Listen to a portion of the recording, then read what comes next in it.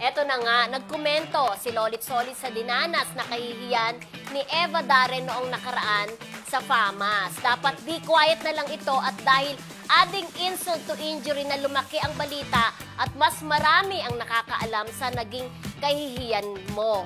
Ang tanong, agree ka ba na dapat tahimik na lang pag nakaranas na ng kahihiyan? Yan.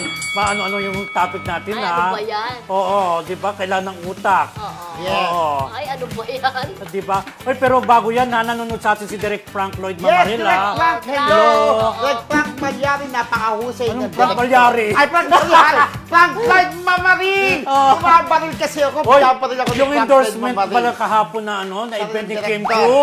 Siya rin din ang director. Kaya ang Congrats! ganda! Oo. Ang ganda in Congrats, fairness Frank, ng ano, presentation yung program kagabi. Congrats, Direk. Andun po kami ng Frank Friendship World Mamaril. Kaya alam mo, friendship, Huwag ka magbabago, Direk, ah. Alam, friendship, pag may producer talaga ako sa mga awards Siya night yun. at sa mga event na concert, si Direk Frank talaga gusto kong kunin. Yes, Correct. napakabilis Oo, magtrabaho oo, at totoo. ano, millennial na rin talaga si Direk, Yes, no? yes, kasi bata rin naman si Direk Frank, di ba? Oo. Kaya Oo, bagong millennial ideas. ng- Bagong idea. Matalino mana sa atin, di ba?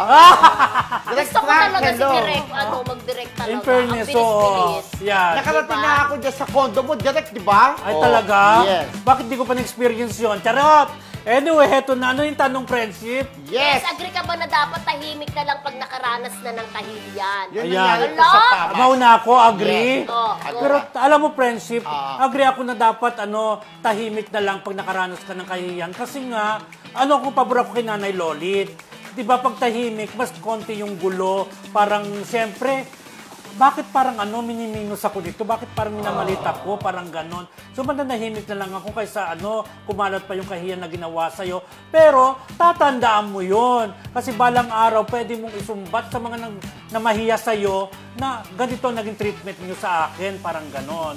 Yun. So, agree ako kay Nanay Lolit. Kayo. Oo. Ikaw. Pero ako, siyempre napunta sa akin disagree, no? Okay. Diba? So, kailangan panindigan ko to, di ba? Correct. So, hindi ako mananahimik kasi kailangan i-call out. Kasi Oh. hindi mo naman masisi talaga yung side, doon sa side ng family ni Miss Eva Darren na syempre bilang hindi ka tatahimik lang eh. Parang, kumbaga pag naging tahimik ka lang, kumbaga parang may kulang eh. Kailangan isang bulat mo kung ano yung sama ng loob mo. At bilang ikaw, mahal mo yung nanay mo, talagang hindi pwedeng manahimik ka lang. Diba? So parang feeling niya na agrabyado yung nanay niya. So dapat i-call out kung sino man yung concern. Be it yung PRO o be it yung production. Kasi hindi nila alam kung sino talaga yung dapat sisihin. So, eto, para mag-ingay ka, siguro parang magiging lesson ito sa susunod na yung maging careful din yung iba, na bigyan din ng tamang acknowledgement kung sino man, di ba? So, kung hindi to nanahimik, ay hindi natin alam kung sino ba talaga ang dapat sisihin. Parang Ikaw, ganun. Actually, parehas naman kayo may Oo, point. okay. Pwedeng manahimik, pwedeng Teka lang, magsalit. dagdag ko lang at least alam natin na parang nung una, akala natin ito lang yung dapat sisihin, tapos nag-explain yung kabilang side. So parang mas naintindihan na natin kung ano yung pangyayari. Go! Kaya kasi Understand mo nagsimula dyan. nga yun, dahil nga ng unang hindi pumotak, sabihin na natin, nag-explain yung kanyang Oo. anak, si Miss Eva Darren. Oo. Kaya nalaman na may ganong eksena, di ba?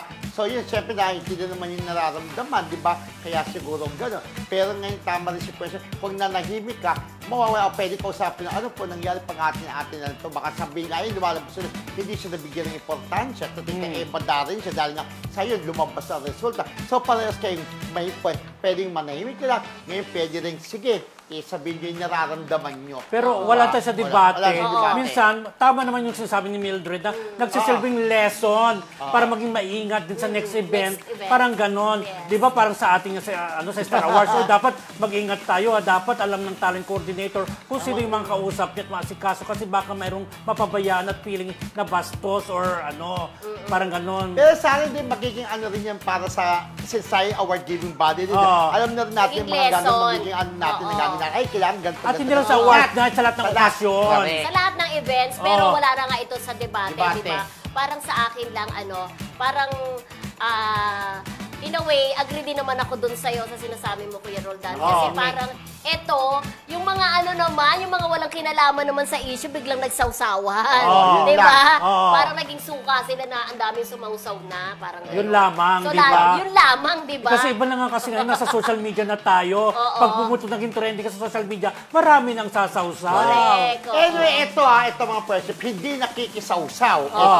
Ito ay mga nanonood sa atin, di ba? Talagang Lagi sumusuporta. Batiin mo na. Yes, ang dami kaya nating viewers, live viewers sa ating YouTube channel. Siyempre si Alex nanonood sa atin, Okay. si Marcelita, at saka si Pia N, si Level-Headed Virgo, si Pia N, sino pa ba? Si Lorna. Mami Amores, of course si Wow. Carms Dolalas. Thank you so much sa laging pagsuporta sa Marisol Sa Academy. Kimpaw Universe, Yes, di ba? sa Kimpaw Universe. Siyempre sa Team Rencio Si ano pa yung Official. taga-UK, kaibigan natin Oo. taga-UK, di mo Ikaw na ba?